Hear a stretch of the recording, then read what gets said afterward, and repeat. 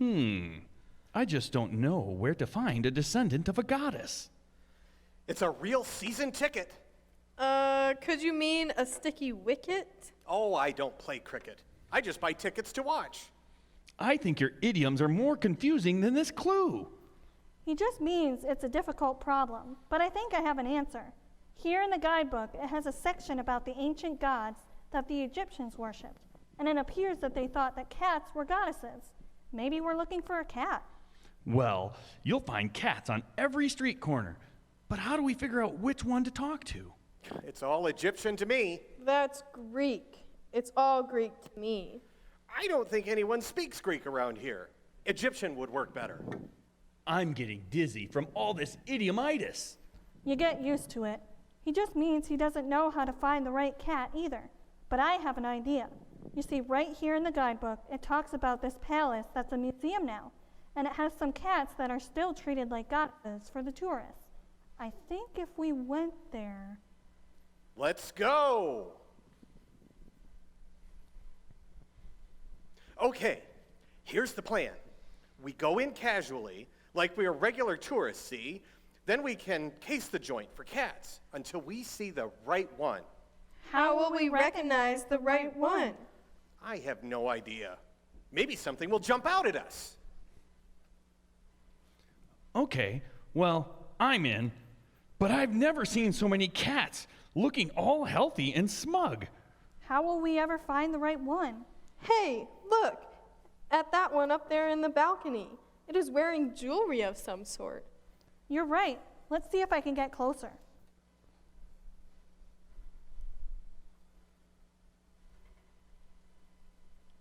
Don't look now, but that cat is coming our way.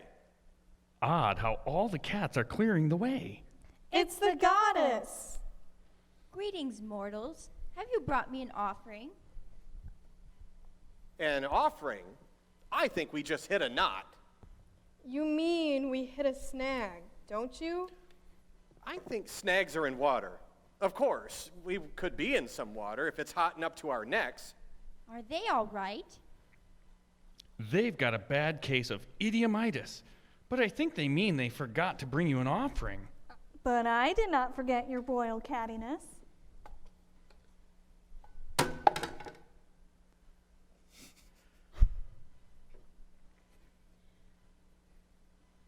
Cat.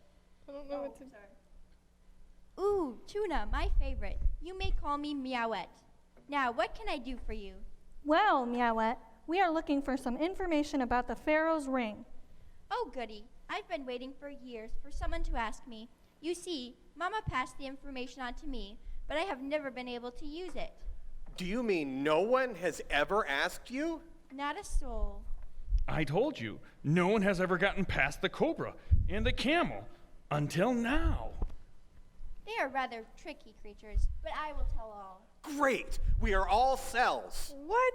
Do you mean all ears? Now that would look really strange. Is there some medication for this disease? Not a thing we can do, except get used to it. But what they mean is that we are ready to listen. Yes, the Pharaoh's ring goes way back to the days of my 126th great-grandmother. In those days, cats were treated as they should be, like goddesses. Anyway, the first pharaoh who wore the ring gave it to his son, and he gave it to his son. But then something happened. Yes?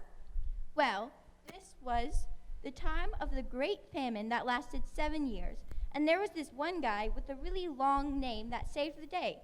Now, what was his name? It started with a Z, I think? Zepanath Phanea?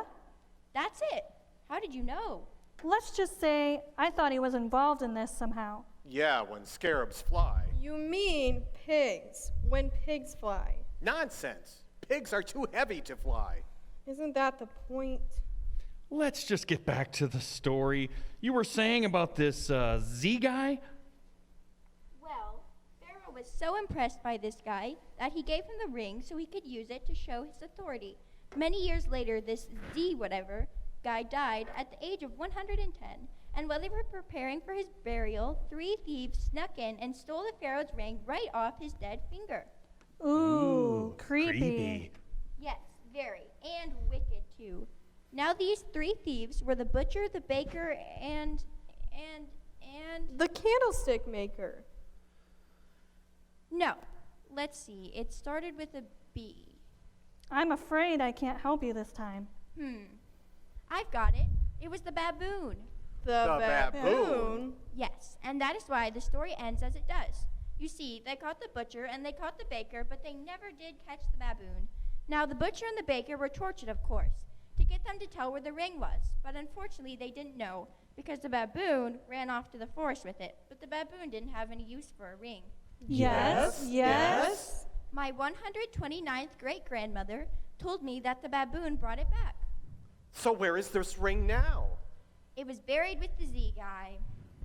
Well, that was a flash in the palace. In the pan, not the palace. I don't see any pan, but Memphis Pharaoh has left the building. That's Elvis. Elvis has left the building. Elvis is dead, I believe, and it sure looked as though Memphis Pharaoh was leaving the building. That is true, and he didn't even say goodbye. How rude. I think it all really just got to him. Where's the Z guy buried? Well, originally he was buried in an ancient tomb. Originally? Yes, because 400 years later, they moved his bones and the ring to his land of origin, Which land was that? Canaan, but now it's called Israel. Hot hamburger, that sounds like our next clue. Hot dog. It should be hot dog. I don't care much for hot dogs, but hamburgers are great. As a matter of fact, I'm getting really hungry. What say we go find lunch and save this until later? Like maybe next year? It is another country, and we need another plan. Plan schmans. Let's get this show on the road. Wait a minute. He got that idiom right. How did that happen?